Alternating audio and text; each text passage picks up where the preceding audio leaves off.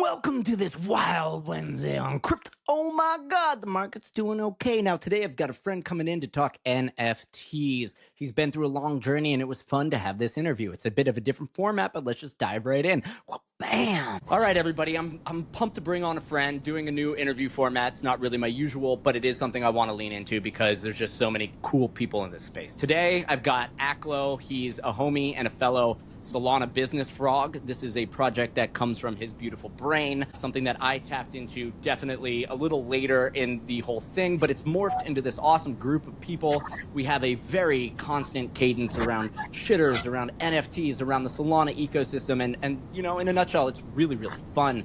I do think that this is an evolutionary format of NFTs, of the way digital is going, especially as you've heard me talk a lot about that divide between the real world and the digital space and how blockchain leads to ownership, identity, and all of those fun things. So with that being said, let me just toss this to Aklo really quick for a hello and just a quick introduction, if you don't mind.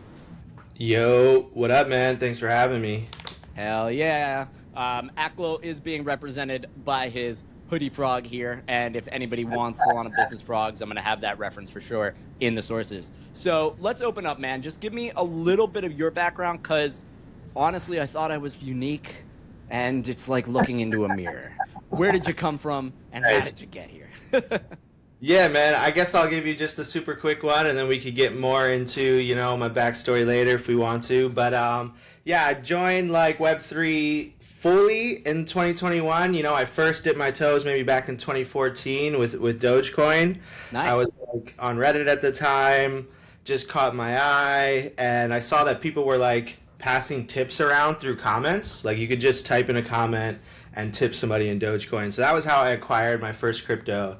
I was like, oh, this is fucking sick. Social internet currency. We can kind of like create a peer-to-peer economy with this. But then, you know, you fall out, and I wasn't really of the, you know, investor mindset at the time. I was still very financially illiterate. So I didn't actually like buy any, but I was like running mining scripts, but like my laptop, you know, couldn't handle it. Didn't have a good CPU. Yeah. So like, I never really acquired much, and then 2021 came around, came back on my radar because of NFTs, and so I was working in like, you know, the fine art space in the time here in New York City, worked for this art gallery called Super Chief for like damn near a decade, and so I saw the opportunity with NFTs being like a direct-to-consumer distribution model because, you know, here in the city, every gallery pretty much takes like a 50% take rate off sales, which to me is kind of like a predatory model, right? So For sure. I saw NFTs as like the evolution of crypto. You know, crypto is all about cutting out rent-seeking middlemen, in my opinion, you know, and peer-to-peer value transactions. So I was like, okay, well, if Bitcoin and crypto are the way to transact money peer-to-peer, then NFTs are the way to sort of, you know, transact digital objects peer-to-peer and even potentially goods and services. So yeah, that kind of is what got me into Web3, you know, on the trajectory that I'm, you know, on today. So yeah, I had a project back in 2021 on Solana, and Soul Big Brain, you know, was one of my first collectors. Oh, And awesome. I sold out like 100 supply collection in like a day for 5 Soul each, and generated like 100 grand in rev in one day. And I was like, oh man, this is where I need to be. Yes, and just because I want to pump the violets, you know, what's your educational background here? Oh yeah. I'm a film and television guy from NYU Film School. I got a full ride, you know, first generation immigrant. You already know the vibes. But yeah, man, I'm still doing a lot of video production. Video production is obviously like my bread and butter work, but Web3 is where I get to kind of, you know, moonlight as an artist and you know, be kind of free to express.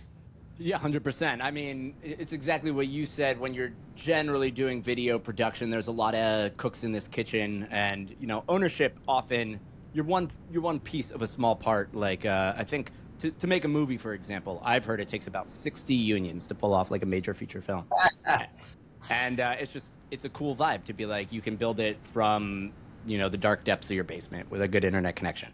So on that note, real quick, it's funny because you know, I also took the indie route when it came to video production too. Like I never wanted to work my way up through the union or like, start as a PA. Like I literally just took a credit card, bought a camera, 4K camera, and started shooting like parties and like music videos for my friends completely for free just as art. And my music videos were so good, they went so viral all over New York City that I then got kind of brought into Atlantic Records and, started working as an official music video director through them. So yeah, man, like I never took that route of like, working my way up or being a cog. I was like, nah, I just want to be a director, and I'm just going to call myself a director now. And I said it, so it's true. That's solid. I will say I graduated in '08, so some of my early PA jobs were like on reality TV and some of the construction shows, for example. And what they don't show you is like when they go from the beginning of the construction to the end phase, they use the PAs for a lot of the manual labor. And you're like, oh, that's not what I thought I was signing up for. Yeah. I thought I was gonna make movies and. All right, cool. So. Wait, what was the first NFT project? I was actually not super up to speed on this. That Soul Big Brain kind of, purchased a lot of and you capitalized on. So I think I just gifted him one. I don't really know how many he bought. He probably bought a few, but it was called Vox Chains. It was a very weird niche 101 collection, something that had never been done before. But essentially, what I was doing is I was really into voxel art at the time. Mm-hmm. So what I was doing is I was transforming pixel art PFPs into voxel gold chain necklaces.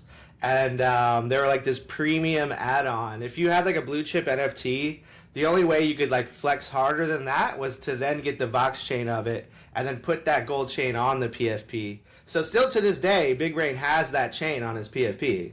I'm more familiar with the frogs. Where is your heart sort of between these two projects? How do you juggle starting a new project when you already had one going on? Yeah, well, I look at my digital art collections as pretty much being complete once I tokenize them. So, and it's funny because most people on Solana, I should say specifically, Solana is the main chain that has this perception. But for whatever reason, well, actually, I think I know the reason. We'll get into that later. But, it just kind of became a norm that most people on Solana expected NFTs to be some sort of like ticket for some future value. And that definitely caught me off guard because as an artist, I'm like, wait, normally how this works is I make art, I sell it to you, you buy it, and you get the art. And like, awesome. Like you bought it because you wanted the art, and I'm already making my next project while you're enjoying that art. But in Web3, it's very different. Like people actually don't buy it because they want the art. They buy it because they think it's some get-rich-quick scheme, and then they want you to like work forever to like make them rich. And generally doesn't always work out.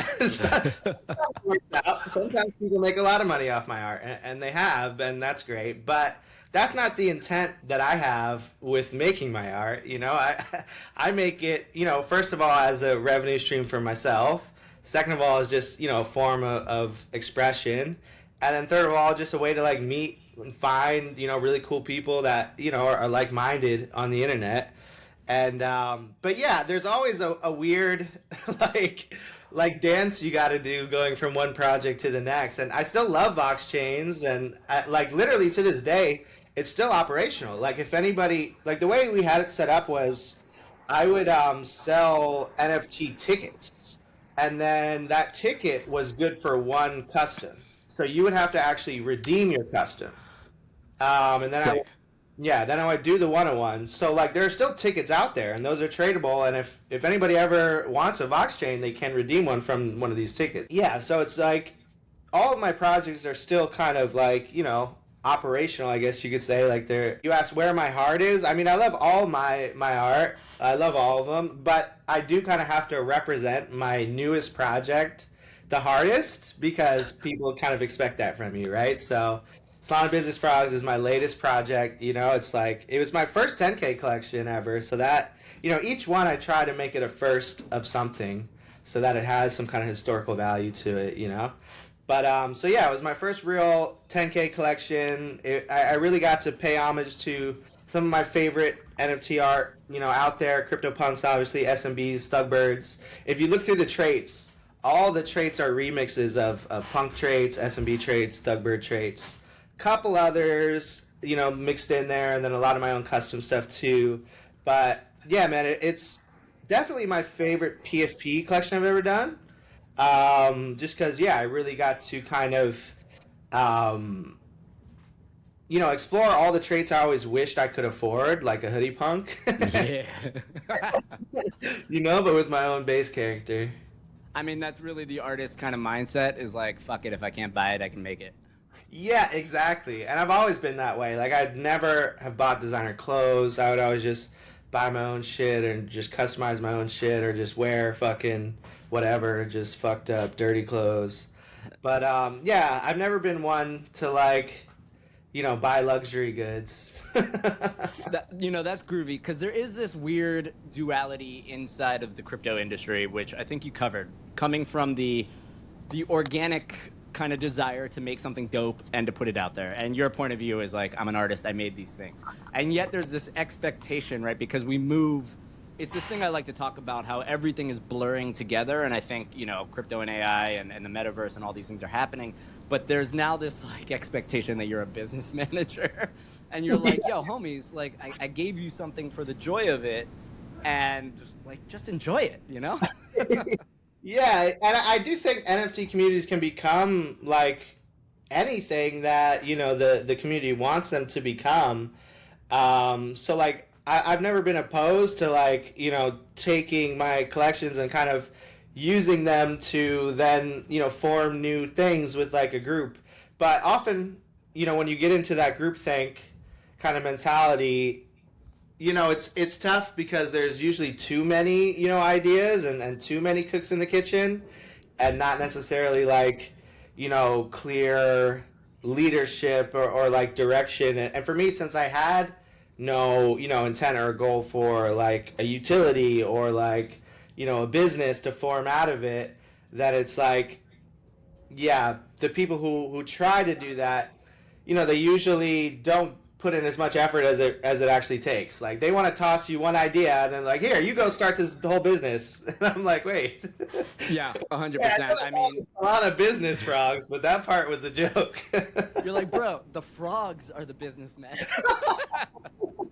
The frogs are the business. Yeah, I would say in 2021, I was still very heavily in the Ethereum DAO space, and it echoes exactly what you said, which was this concept that groups could move things forward, but then you get into this overly noisy environment of groupthink, and for that reason, they actually didn't work. And what I think is kind of fascinating now in NFT world is we're seeing all these old projects where people released it for the art, and they kind of stopped there. And now we're seeing business leaders like Luca Netz of Pudgy Penguins and Spencer of Moonbirds coming back and being like, all right, I'm a business bro. I'm like holding my hands up, and I'm going to take the reins and move on forward. And those are the ones that are now proving to be pretty successful, with the outlier of CryptoPunks, the Holy Grail, which is like pure art. And I don't know, those are two very weird, conflicting narratives inside this space that you said is supposed to be very liberating and free.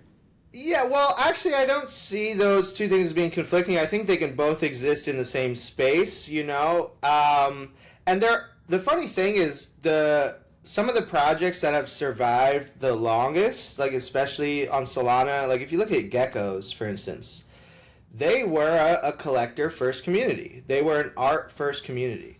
And because that was the baseline and they cultivated a community that really cared about like which traits they had, and like, people would corner markets of certain traits and make them valuable because they set such a high floor for them. Like, that community is one of the strongest NFT communities across the entire, all of crypto. And so I think it is actually one of the strongest foundations you can have for like long-term success with digital art. And I think the Luca Netz route is really kind of just DGOTS 2.0, and it is just like a massive Ponzi, and like, you just kind of play hot potato from like one asset to the next asset, and it's like, okay, you got your Pudgy, and now you got to get your airdrop, and now you got to sell your Pudgy, and now you got your Pengu, and like now you got to go to abstract, and like, why the fuck do I need abstract? Like, does this blockchain need to exist, or is it just a way for investors to like cash out? So some people might say like, oh, this is a big success story, but like I've never seen anybody in like the real world care about pudgy penguins. Maybe like little kids. I'm not a little kid, so I don't know what they're talking about. But but no, I mean, and that's cool. Like, if you can target the like kids, like that's awesome. Like, if you have kids talking about pudgy penguins, like I really don't know. So I can't necessarily speak on how much of a success it is, but like generally, my target demo is more like teen to 20s, like kind of more adult side. So like you can see what has real impact on culture and what is just like in this little crypto bubble, and most things don't really escape outside of that crypto bubble. That's totally fair. All right, so all your stuff's been on Solana, and I am curious because in 2021, obviously Solana went through this huge wave, right? We had the FTX support, then we have the FTX collapse, then Solana's like counted out and all that shit.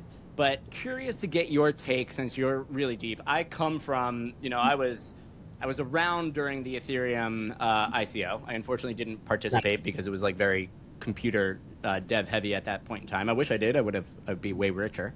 But that's like where my mindset comes from. Help me understand, what do you think is like the difference between the ETH and the Sol community regarding NFTs? Okay, so yeah, here's my theory on why everybody expects, like future value and utility and whatnot out of NFTs. Basically, what I think is like it's directly tied to the ICO meta. ICOs became what? They became illegal. I don't know exactly what happened. All I know is that shit got shut down. Illegal securities offerings. There was, right. Again, the expectation of a third party to take onus of the business and provide the value is ironically exactly what got them shut down. There you go. So, since people weren't able to raise money via ICO, they instead found a new vehicle, aka the NFT, as a way to raise money for like a startup without any accountability. So that's the big kicker there, is like, to all the people that are using NFTs, as like a fundraising vehicle for a startup, look, I think it's awesome. It's an awesome idea. It can be done. But I also think for the person that's the investor, it's a pretty shitty fucking deal, because the founders don't really have any accountability, or there's nothing that like is forcing them to actually follow through on any of their promises, and so what we saw was 90% of the projects, if not more, that did use this model, they never built anything. They really just mostly pocketed the money and paid themselves to just kind of fuck off and whatever, like make some. It's a good deal for them. Yeah. Yeah. So like, what I try to do is, instead of me saying, oh, here, I'm raising money for some future value, I say, no, I'm selling my art, and like, the market can determine the fair value of my art. And, all my art really is a way to have exposure to Aklo.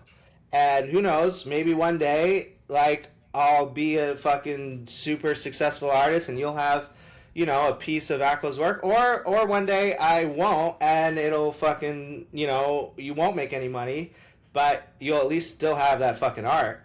So it's like, I know that most people in crypto are just sort of this investor mindset, and even in the art world, that's a big part of what fuels it.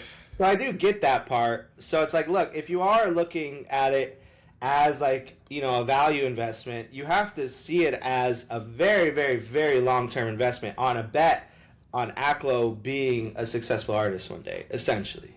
Yeah, I think that's fair. Curious then about your process moving from limited art over to the 10K meta, because let's be real, 10,000 is a very large number. It's just kind of one that we landed on. I think that's from Punk's origin, right? Yeah. What was that process like? What was that mindset like? I mean, how do you generate 10,000 pieces? Yeah, so, okay. I did start out with one-on-ones, right? I just actually made a post yesterday that was like detailing all my collections. And yeah, you'll see most of my collections are very small supply, under 1,000. Some are just a couple hundred or even 100. I'm doing them by hand. But then I got more into generative, using Hashlips. Hashlips is like the big art generator that everybody, started using for PFPs. And so it's a process of creating the traits first, somewhere around 50, 100 plus traits, 150 traits, somewhere around there. And, you also have to create kind of like conditional logic rules for which traits, can go with others and which can't. But then from there, you have a pretty like insane amount of possible combinations that you can get by just randomly, assembling those layers. So, CryptoPunks obviously did that first. So there's nothing new there. But, what I was exploring, the reason I dropped the Business Frogs is actually because my friend launched a platform called curved.whatthefuck, which is trying to be the pump fund of NFTs.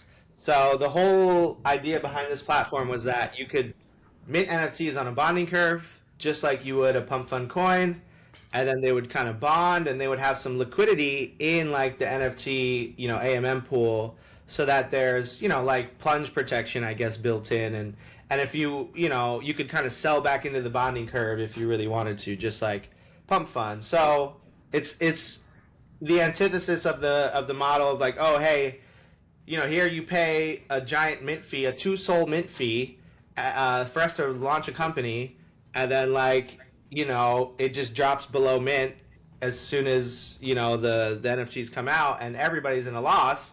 For me, the way I did it, like we 1000x off the bottom of my mint price, because these things I sell them for dirt cheap. Like part of my other philosophy and just like driving force in my life and in my work is that like I want to see poor people overcome like their poverty, like kind of like myself being the first one. Like Web3 changed my life and allowed me to kind of like circumvent the class system, and I just think that that's super powerful. So I always look for ways to create what I call like asymmetric upside for the masses, or like, and this was I was doing stuff like this before Pump Fund ever even came out, with my project Ghost,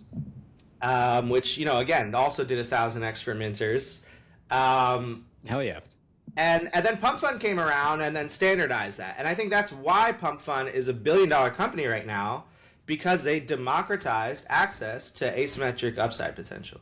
And as much as people like, call it gambling or call it extractive, it actually, the reason it's so successful is because it's a very needed thing in the world. Like people like like obviously money is the biggest thing that makes the world go around, and so it's like, yeah, if there are ways that you can kind of get out of your current situation that never existed before, I think those are things that do need to exist. And I think that in the past, like investing in general, venture capitalism in general, or just like the concept of asymmetric upside or is like something that has been gate kept for a very long time. Like you used to have to be an accredited investor with like 100K in your bank account to like invest in venture and startups, right? No, and it's you like, needed to have $1 million in your bank account or make 250K a year. It's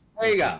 Yeah. There you go. So like, what the fuck kind of rule is that? Like, well, I should be able to do whatever the fuck I want with my money. I should be able to invest in whatever the fuck I want. It's my risk to take. I earn that money. I want to be able to make 1000x's too. And so, yeah, a lot of my projects, after my like early days of just creating like straight art, a lot of my projects revolved around like fair launch free mints as this opportunity for people to, yes, trade a speculative asset that has pretty much nothing but upside potential if you got in at that floor. Yeah, this is actually why a lot of people talk about the return to ICO, because the original ICO meta had companies coming out at around $10 million, maybe 50 valuations if you were like super high. And now I talk about this a lot for people that watch this, that like the market structure is totally fucked. We now have all the private ventures getting in at, I mean, you wouldn't even see anybody at $10 million now unless you're like a seed bet. and launching at $1 billion of value, and that value is all sell side pressure, right? This is what I like talk to founders a lot, and I think the problem is that founders love to say, you know, we're valued at this huge number, but then all you have is sell pressure, and you see it across the charts that go down and to the right, and it's really, it's a bummer. We ruined the thing that was golden. Right, man. Like, to me, crypto was all about empowering the masses. Like, Bitcoin was all about disrupting power structure and like the hierarchy of, you know, the world we live in. So I try to carry on that tradition. I'm not, yeah, from the other side of the crypto spectrum. Cool. All right. So mentioning Bitcoin, the other thing that I see you talk a lot about, and I think this is a super cool niche that I love, but it's kind of stayed, I don't know, it had its moment. Now it's maybe under the radar. Talk to me about NFTs on Bitcoin, because that's a whole another community that I think is extremely different and unique from Ethereum and Solana. Yeah, well, so when Ordinals first came around, it was probably like the happiest moment of my crypto life. Right. I was like, fucking finally, bro. Finally, there's a culture and community of people who just care about the JPEG and the provenance, the permanence of inscribing that art, you know, on the blockchain that has the chance of surviving the longest, you know? And it's like the earliest, you know, Ordinals was created, right, by Casey just as a way to you know, create digital art on Bitcoin. And I try to not even call them NFTs anymore because, like, bruh, like, you know, I live in New York City and, like, I have a very, like, close connection to, like, fashion world, art world, music world. And, like, if you say the word NFT outside, like, yeah. Dork, like, you're not getting into the club, like. Yeah. So, like, and Ordinals tried to do the same thing. They're like, you know what? Let's not even call them NFTs. Let's call them digital artifacts because, you know, most NFTs, they're pointing to a URL that, you know, hosts the art file, the image file, whatever it is. And that, you know, link, it might be IPFS, it might be Arweave, you know, that is like essentially a company. Yeah, those are decentralized blockchains to a certain extent, but they're essentially just servers. And, you know, if those servers ever go down, like we just saw the other day, Shadow Drive, like, went completely down, which is like, so it was supposed to be one of these, you know, decentralized media storage, file storage providers on Solana. It was supposed to be like an IPFS or an Arweave, and they just completely shut down. All their servers are down, and all your art that you thought you owned is now gone. So if you own an NFT that points to a URI, you don't actually own that art at all. That art could disappear. Yeah, I would even say it's completely antithetical to the blockchain concept of ownership and don't trust but verify, because you're putting in this trust mechanic between you and your art. Exactly, and that kind of came from like the ERC 721, you know, standard. But CryptoPunks, they were actually, their inscriptions, their the art data is like on chain, and that's why they're 24 by 24 pixels, because they were being very economic about how much data they, you know, could store on chain, because it's very expensive to store data on chain. And so, like, yeah, Ordinals to me was like, holy shit, this is the revival of CryptoPunk culture. This is what, you know, I've always wanted to see in the NFT space. And like, so this is a place for me. So yeah, I got into it super early. I was actually, when I first wanted to inscribe, it was probably like sub 10K. And I was talking with my friends. I had like a little group chat of like 3 friends. And my one boy, he was an EVM dev. And I was like, yo, let's look at these new blockchains. This is like the middle of the bear market. Nothing was like popping off. And we're like, I just wanted to put out some art. I was like, let's look at new blockchains. I was like, well, or, you know, Ordinals looks pretty new right now. That looks fucking sick. And then there was some other chain called like Canto. Yeah, I know the Canto guys. yeah. And he was like, well, I'm an EVM dev and Canto's EVM, so let's do that. And I was like, all right, cool, whatever. And so I put my art on Canto first instead of fucking Ordinals. And then, like, you know, I just quickly realized, like, this was just a dead end. And then, you know, I went back over the Ordinals, and then I finally was like, okay, yeah, this is really the place for me. But yeah, by that time it was already fucking 10 million inscriptions. So my first inscription was like sub 10 mil. You know, because I was a little too afraid to strike when it was like super super early. Kind of wish I did. The story would have been a little better, but you know, whatever. Inscribe Yeah. 7 mil over there. But no, actually, you at one point you had said, you know, most of my collections are Solana. I do have a few on Bitcoin as well. So the first one being Yeezy Migos. I don't know if you've even seen that one. I have actually, yeah. I Oh, did. you I have? didn't. Oh, awesome. Yeah. I like the ordinals. I think they're really cool. Just for No, anyone that doesn't know, ordinals were the basically the byproduct of Bitcoin, which used to store the witness signatures, so other people verifying that a transaction was correct. And then they moved that to the side, saying we don't really need this to be permanently stored on chain. So they came up with a thing called segregated witness, which basically is like the Dewey Decimal System. And then someone was like, hey, witness data is data. Why don't we put like pictures on it? And that's what ordinals are. So they sit on the blockchain of Bitcoin and they are permanent and forever. And that's really fucking cool. Just little history. exactly, exactly. And then of course they're like wrapped in these assets that you can trade. Yep. So yeah, Yeezy Migos is like my first collection on there. It's a generative pixel art collection of like all Kanye West art, and like, it's like a little Kanye character, and it actually has like all of his like real Yeezy shoes. Like pretty much every shoe he's ever dropped is in the collection, like as minimalistic pixel art. So in my opinion, it's like one of the best like minimalist pixel art collections fucking of all time. Farmer Joe is one of my early collectors who's big in the ordinal space. He agreed with me on that. But yeah, it's kind of just like a ridiculous like meme kind of thing. And this is before he went like full Nazi. So like Yeah. But now these things are forever, right? And Kanye's forever. And, you know, I got to say, as an artist, if you want permanence, this is like literally the most clear path to making sure that your stuff will outlive you and probably most of things in society. no, absolutely. That's exactly how I see Bitcoin is like if I really want to make my mark, if I really want to sort of be, you know, remembered in the art history books, like I have to have my work on Bitcoin. Yeah. Like it will be around in 100 years, whereas we don't know if Solana will, we don't know if Ethereum will. But I would bet everything that Bitcoin is around in 100 years. Yeah. I mean, this isn't investment advice, but if you're watching this, you should probably go buy that art and then pass it down generations, because when Aklo dies, who knows? Could be the next Andy Warhol. Yeah, that's the other big kicker, guys. Just wait till I fucking die. You guys are gonna be bigger. 100%. But I mean, again, that's like the cool vibes that gets put out there, and I think that's really one of the most interesting things is that, you know, there's unsavory stuff on the Bitcoin blockchain too, but you know, Bitcoin can now, all of these things can be transacted without the internet, over radio waves. We've got nodes in space, so all of this infrastructure is there to be, you know, anybody's art gallery, and that's pretty fucking cool. Yeah, it's a pretty crazy thought you just mentioned there of not even necessarily needing the internet. You got Jack Dorsey building like the Bluetooth, you know, bit system. People are sending Bitcoin over Bluetooth.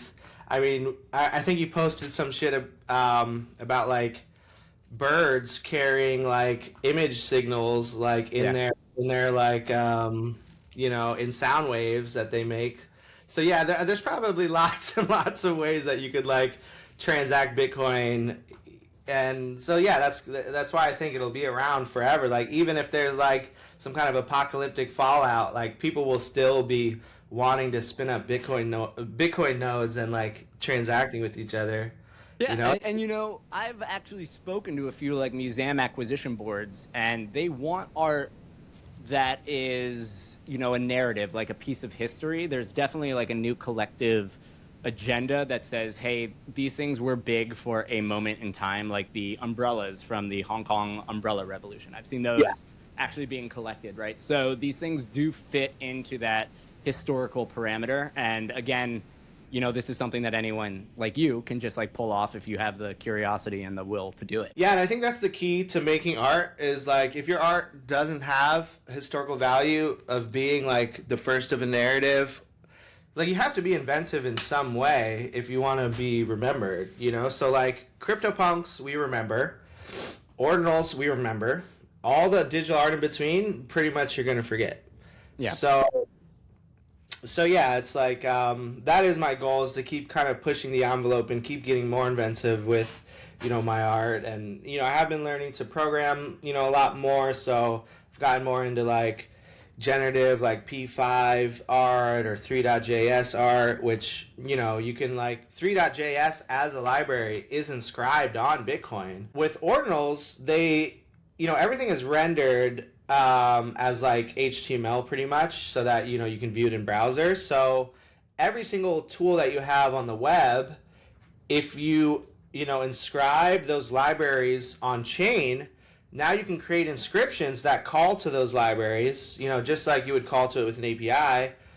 And so you can make generative art that calls to 3.js, you know, all fully on chain. And if, Cool. yeah, exactly. So like all you need is Bitcoin operating for that 3D art to render. Boom. Because All right. Now we see Bitcoin as an operating system, which I think people probably are not aware of. yeah, it's crazy because to me that's old news. Like that's super old news. That's like 2 years old by now, but not a lot of people have like actually utilized it necessarily in a big way. Very cool. So you also post a lot about proof of work. I think there was one tweet that you put out, which was, I don't recall it clearly, but you were talking about some new project and you were like, man, if they had done that on proof of work, you could have onboarded people to run their own nodes and to really like, you know, touch it, which I totally agree with. And I would just like to hear a little bit more about your take on that, because a lot of people now are, I mean, everything being built is proof of stake. And it's just kind of funny because with AI and everything, the whole concern was running data centers, and now the data centers are taking off. So it's like, whatever.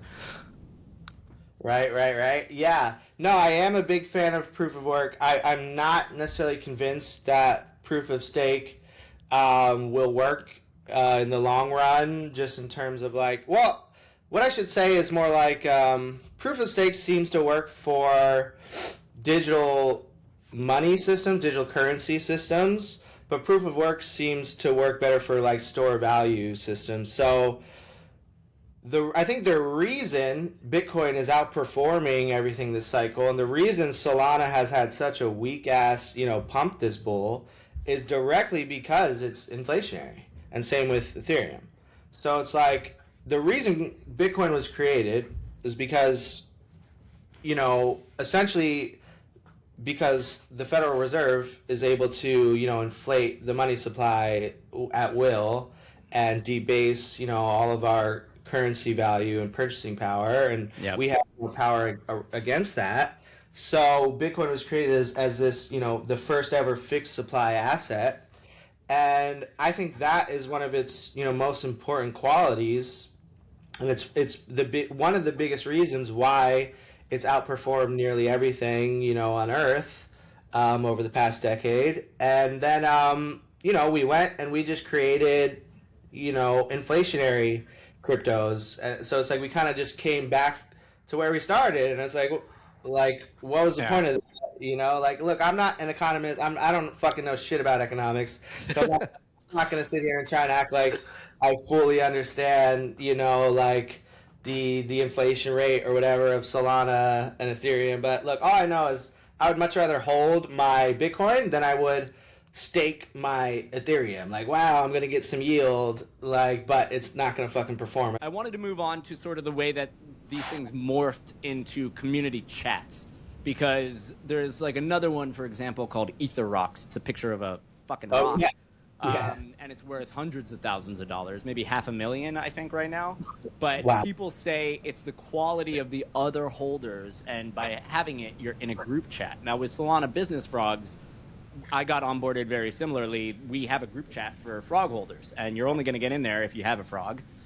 So we're all sort of aligned in supporting the art, but the chat is not really about that. It's about the community that we're building together. And I just kind of want to hear your take on that morph and that evolution. Yeah, I mean, I think that is one of the most powerful things that can come out of NFTs. Like, it would just completely fucking suck, like, if I just made NFTs in a vacuum and, like, there was nobody to actually appreciate them, you know. So I wouldn't make them in the first place, right? So the reason I make them is for the reactions of other people. So the fact that they can also kind of serve as like a pass into community, a chat that then can kind of use synergy of all of our skills, all of our talents to kind of pull that together and see what value can come out of that. I think it's a very beautiful thing. Yeah, I mean, I think what makes these communities the strongest though is like kind of having um, culture established, like values established that everybody can kind of align under, and sort of goals that people can align under. But yeah, it is tough because it's like we talked about before, the groupthink thing where there can be a lot of noise, and I think the community I'm trying to cultivate is that of like an Etherox community, like a collector community, people who are looking for new, interesting things that are happening in crypto. That as one person, you can't keep up with everything. Yeah. So if we're all able to keep each other up with like, oh, look at this new, blockchain that's coming out, and maybe this is the thing that will revolutionize this industry, and now we're all able to sort of keep each other in the know of like everything that's happening. So I like that there are a lot of diverse kind of people in there. Not a lot of them are art collectors, which like there's a lot of builders, there's a lot of like startup founders, there's a lot of DeFi people in there. So it's like it's a very interesting, diverse group of people. So yeah, man. I mean, I think the thing that I wish I would see more is just like community that sort of self mobilizes, and like just the more people want to like step up and take the reins and say like, hey, I have this idea. Like I love fucking people like that who just want to like step up and do something cool. Like that happened in my last project in Ghost. I did Ghost on my own, just kind of as an experiment, and then that's how I found my dev that I ended up working with for like damn near 2 years, because he just stepped up. Yeah, and he was like, "Yo, let me here. I'll help you build this shit," and boom, we just locked in and started cooking together. So yeah, man, I think at the end of the day, that's what Web3 is all about. Is we're all this global village.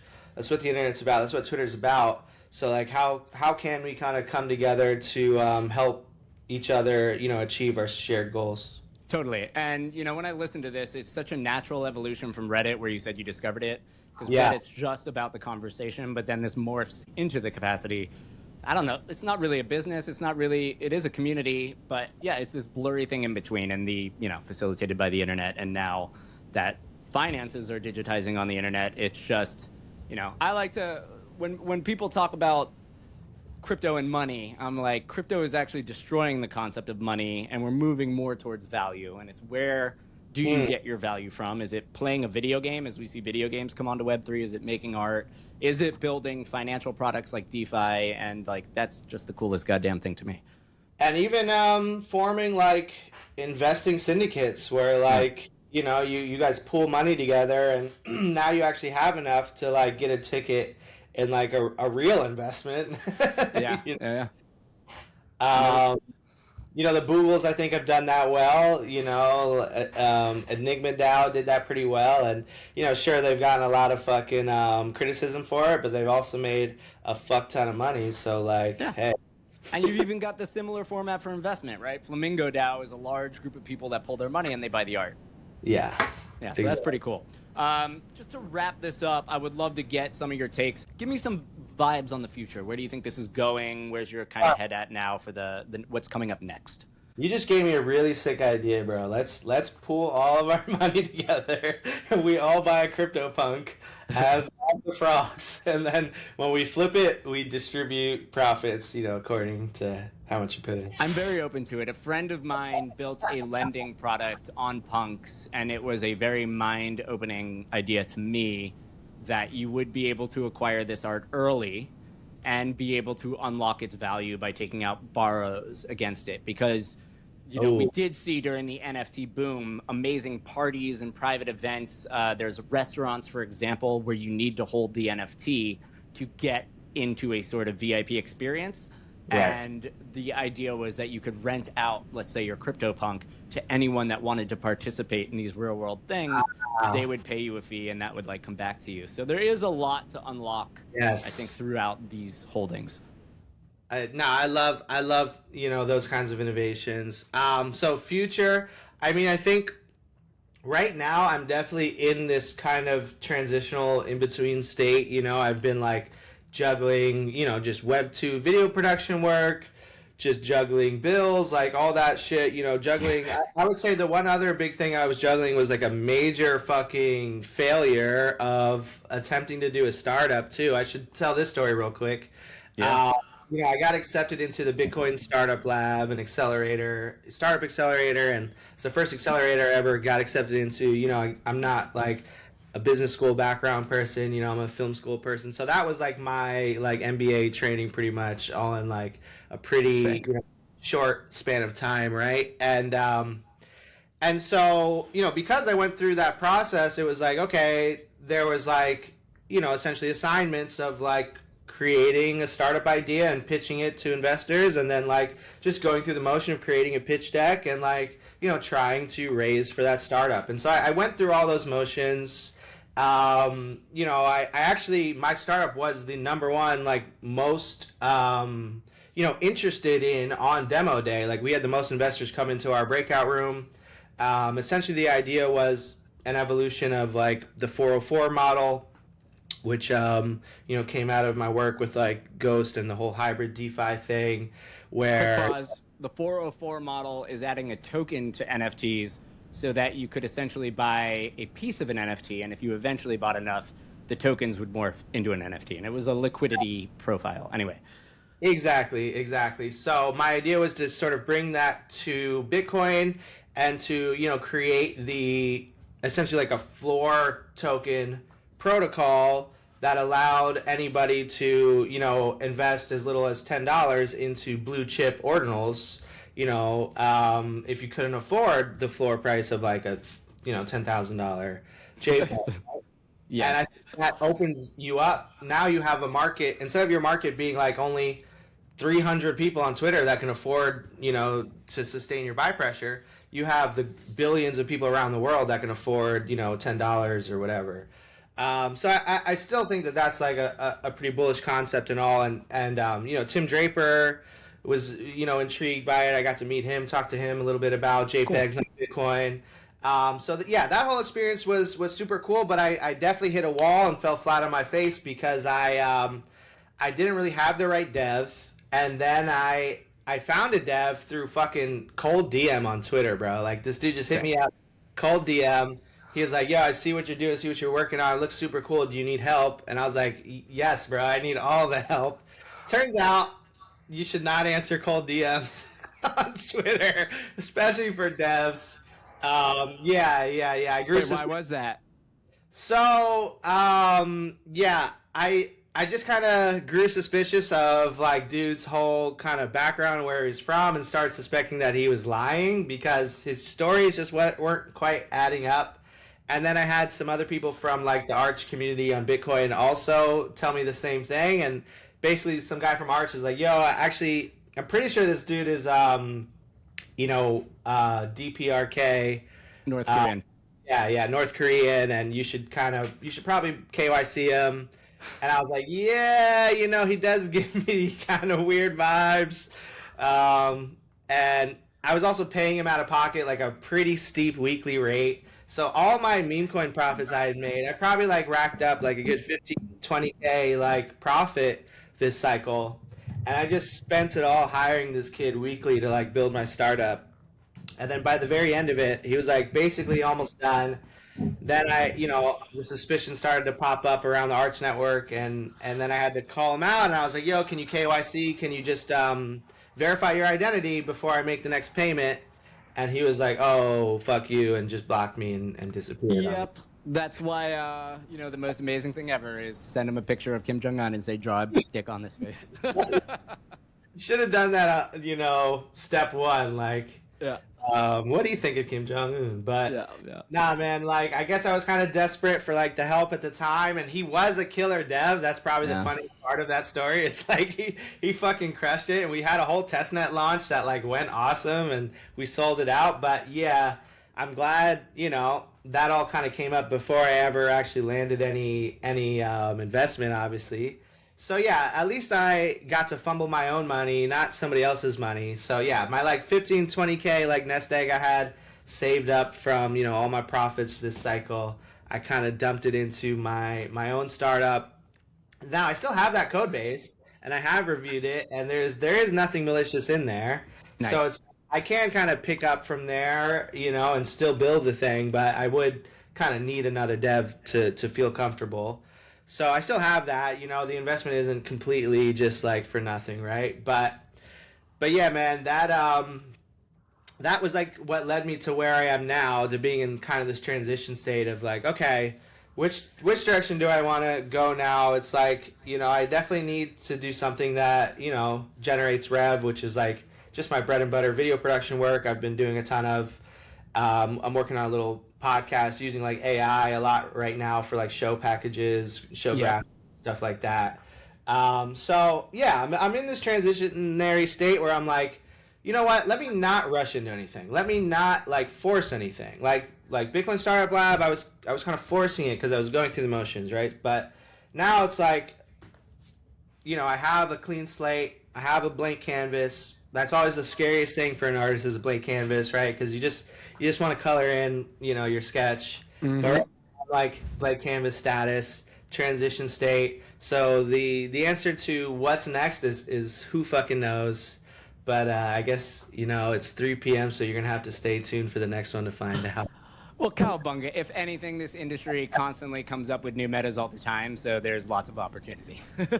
For sure, man. And obviously, I'll always be sort of straddling the Solana and Bitcoin ecosystems. I'll always be championing my digital art and, getting that out there and growing my communities. So yeah, man, right now I'm just kind of tending to the farm. All right. Well, I appreciate it. We can keep these going. I think this was actually really fun. Like, it is an enlightening look at the NFT world, which, like you said, has a terrible reputation. And I just appreciate your story. If you would do me a favor and shoot me all the links to your work, I would love to post it in the sources. Great. And we'll go from there. And I'll keep everyone posted on what comes next for Aklo. All right, sick. Thanks, man. Appreciate you having me. Thank you. Have a good one, man. Later. Peace.